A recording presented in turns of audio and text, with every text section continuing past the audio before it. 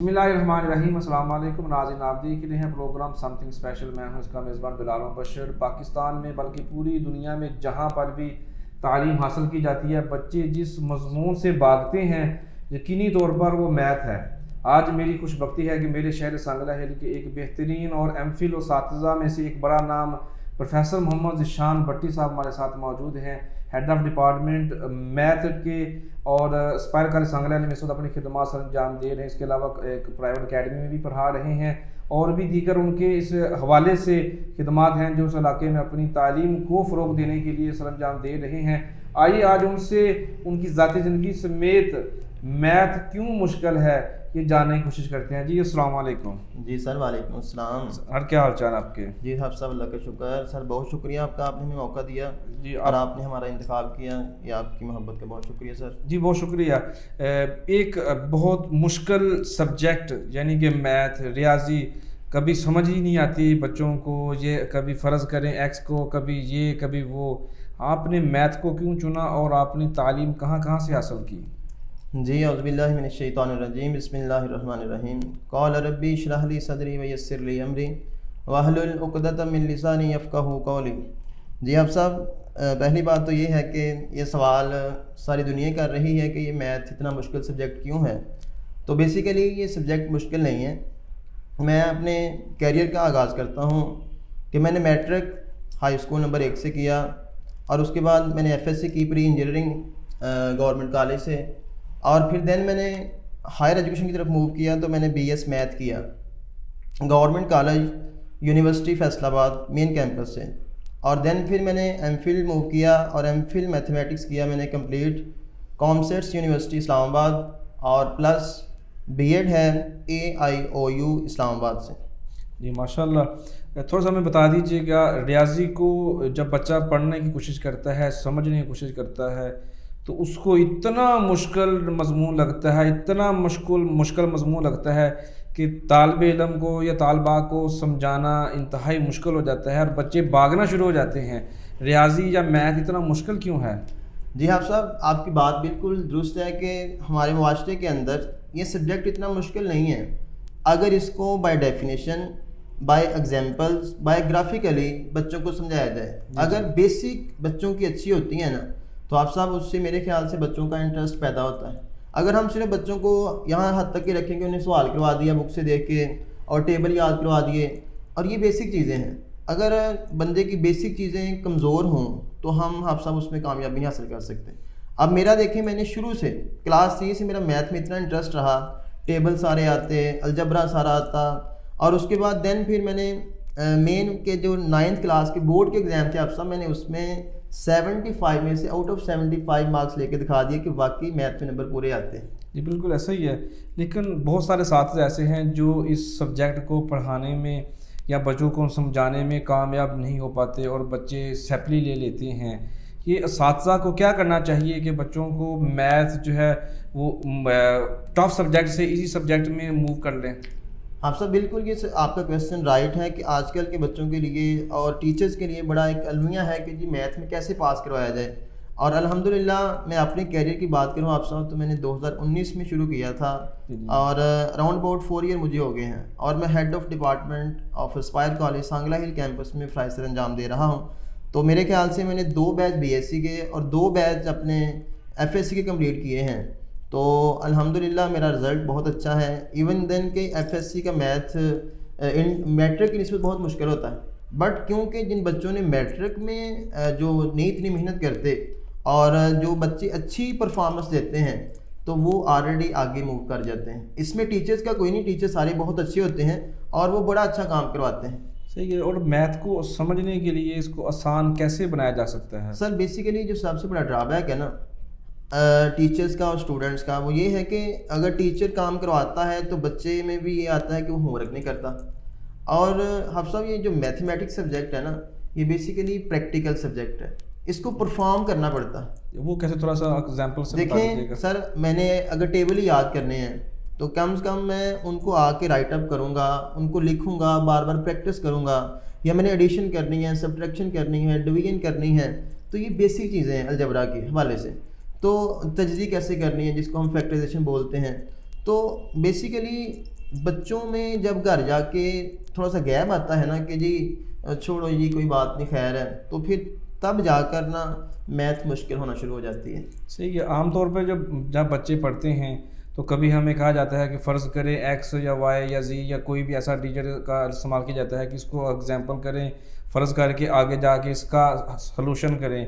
بچے وہاں پہ پھنس جاتے ہیں. یہ جو فرض کرتے ہیں اس کا پریکٹیکل لائف میں یا الجبرا ٹریگونومیٹری جو ہوتی ہے ان کا پریکٹیکل لائف میں کیا اثر ہے؟ بیسیکلی آپ صاحب جو ہم چیز میتھ کے اندر سپوز کر رہے ہوتے ہیں نا، مطلب ہمیں کوئی بھی کویسچن پیپر میں آ جاتا ہے کہ جی آپ کسی ان نون کی ویلیو فائنڈ کریں، تو ہم اس کو آپ سب سپوز کر لیتے ہیں کہ ہمارے پاس یہ ایکس ویریبل ہے یا وائی ہے یا زی ہے، بٹ ہم اس کو ایٹ دا اینڈ ثابت بھی کر دیتے ہیں کہ یہ اس کی ویلیو یہ ہے، اور وہ بعد میں اس کو سیٹسفائی بھی کر رہی ہوتی. صحیح ہے. بہت سارے بچوں کو یہ چیز سمجھ میں نہیں آتی. سمجھ میں نہ آنے کی وجہ کیا ہو سکتی ہے؟ بیسیکلی آپ سب جو کویسچن ہے نا، اگر دیکھیں ٹیچر سارے اچھے ہوتے ہیں تو ٹیچر کا پڑھانے کا میتھڈ اور ہو سکتا ہے. اب ٹیچر اور اسٹوڈنٹ کے اندر جو ہے نا ایفیلیشن ایسوسیشن یہ بہت زیادہ ہونی چاہیے میتھ کے حوالے سے، اور کوشش کرنی چاہیے کہ میتھ کو ذرا نا خوشگوار موڈ میں پڑھایا جائے تاکہ بچے بھی اس کو ہیپی فیل کریں. ادروائز پھر بچہ بور ہو جائے گا اور وہ بھاگے کے ساتھ میں نے نہیں کرنا میتھ. صحیح ہے. لیکن میتھ کو تو جب ہم پڑھتے تھے تو ٹیچر کہتے تھے کہ آپ ساتھ میوزک پلے کر کے یا کچھ بھی ساتھ میں سنتے بھی آپ میتھ کو حل کر سکتے، جبکہ دوسرے سبجیکٹ کے حوالے سے یہ ایسا نہیں کہا جاتا. کیا یہ بات صحیح ہے؟ جی سر، یہ بالکل کافی حد تک بات ٹھیک ہے. ہم بھی پڑھے ہیں اور مطلب ہاسٹل لائف کے اندر بھی اور ویسے بھی اسٹوڈنٹ لائف کے اندر بھی ایسا ہی ہوتا ہے کہ جو میتھ سبجیکٹ ہے نا، بے شک ساتھ آپ تلاوت لگا لیں یا آپ چوائس ہے آپ کی سانگ لگا لیں یا کوئی تقریر بھی لگا لیں، تو اس میں کوئی آپ کو انٹرپریشن نہیں ہوگی، وہ ڈسٹرب نہیں کرے گا، کیونکہ وہ سبجیکٹ ہی ایسا ہے کہ وہ کرنے میں اگر آپ کو آتا ہے نا تو پھر آپ کو ضرور اس میں انٹرسٹ مزہ آئے گا. کس طرح ایک عام بچہ جو ہے بالکل ڈل بچہ جو ہے میتھ میں اچھے نمبر لے سکتا ہے؟ سر اس کی سب سے بڑی جو ہے نا مین وجوہات وہ یہ ہے کہ مین پرابلم یہ ہے کہ اس کا بیسٹ پہلی بات تو یہ ٹیوٹر اچھا ہو. اگر ٹیوٹر اچھا ہوگا تو سر وہ یقینی طور پر اس بچے کا اس میں انٹرسٹ پیدا کر دے گا. اگر وہ ڈیولپ کر دے اس کا انٹرسٹ میتھ کے اندر کہ بیٹا یہ میں نے آج یہ آپ کو ٹاپک کروایا فنکشن، جیسے ہم انٹر کی بات کریں، ہم کالج میں پڑھاتے ہیں تو فنکشن کے حوالے سے ٹریگنومیٹری کے حوالے سے تو ہم بچوں کو شروع دن سے نا سٹارٹ لے کے چلتے ہیں اور یہی کہہ رہے ہوتے ہیں کہ بیٹا جی آپ نے نوٹس بھی ڈیولپ کرنے ہیں اور آپ نے کوشش کرنی ہے کہ گھر جا کے باقی بکس کو بے شک آپ 10 منٹ پڑھتے ہیں اور اس کو آپ نے 20 منٹ پڑھنا ہے. صحیح ہے. بچہ جو ایک ڈل ہے، اگر آپ کہتے ہیں کہ اس کو 20 منٹ یا اس کو زیادہ ٹائم دینا ہے میتھ میں، تو کہا جاتا ہے جس طرح آپ نے کہا کہ آپ 75 میں سے 75 بھی لے سکتے ہیں، 100 میں سے 100 بھی لے سکتے ہیں، لیکن بہت کم ایسا ہوتا ہے کہ بہت جو بچے ہیں وہ پورے نمبر نہیں لے پاتے. جس طرح ابھی میٹرک کے ایگزام سٹارٹ ہونے والے ہیں اور اس کے بعد 9th کے بھی سٹارٹ ہوں گے، پھر ظاہر سی بات انٹرمیڈیٹ کے بھی ایگزام ہوں گے، تو آپ ان کو کیا میسج دیں گے، کیا ان کو کہیں گے کہ کس طرح وہ اپنے مارکس کو 100 میں سے 100، 100 میں سے 100 ہی لے کے وہ کامیاب ہو سکتے ہیں؟ آپ سب دیکھیں، ہم کوئی بھی بزنس کریں نا یا ہم کوئی بھی کام کریں تو ہماری کچھ نہ کچھ میتھڈالوجی ہوتی ہے. اب ہم اگر آپ فارمر دیکھنے لوگ تو وہ جب کوئی بھی چیز کاشتکاری کرتے ہیں نا تو اس کی محنت کرتے ہیں. اب دیکھیں، اب ایٹ دا اینڈ سال ہے، ہم تمام بچوں کے لیے دعا گو ہیں کہ اللہ تعالیٰ ان کو کامیابیاں دے اور بہت ساری ان کی ساتھ دعائیں ہیں ہماری کہ اب ایٹ دا اینڈ اگر ہم کہیں اب کی بات کریں کہ بچوں کے پیپر تو آ گئے میٹرک کے، تو بچے کو کہیں کہ آپ ایسے پڑھیں، یہ تو بیفور ٹائم بچے کو چاہیے کہ جی وہ اسٹڈی کرتا، ٹیسٹ دیتا، تیاری چیک کرتا کہ میری کتنی تیاری ہے، ایویلیویشن کرتا اپنی، تو یقینی طور پر وہ بچہ کامیاب ہو سکتا ہے اچھے نمبروں میں اور فرسٹ ڈویژن کے ساتھ. جدید دور ہے، اس میں لوگ آن لائن ویڈیوز بنا کر اپلوڈ کرتے ہیں اور لیکچرز دیتے ہیں، تو آپ کیوں ویڈیوز نہیں بنا رہے؟ جی آپ صاحب، ہم آپ کی بات کو لے لیتے ہیں. انشاءاللہ بہت سارے لوگوں کی فرمائش بھی ہے، بہت سارے اسٹوڈنٹس نے کہا کہ سر آپ لیکچرز کیوں نہیں بناتے، تو انشاءاللہ ہم ایز سون ایز اس کام کا بھی آغاز کر رہے ہیں اور ہم آپ کی بات کو بھی پریورٹی دیتے ہیں کہ سر آپ نے ہم سے یہ سوال کیا تو اس کی سر واقعی ضرورت ہے، کیونکہ سر جس طرح کا ہمارا ایریا ہے نا یہاں پہ بچوں کو آن لائن کی بہت ضرورت ہے، کیونکہ بچے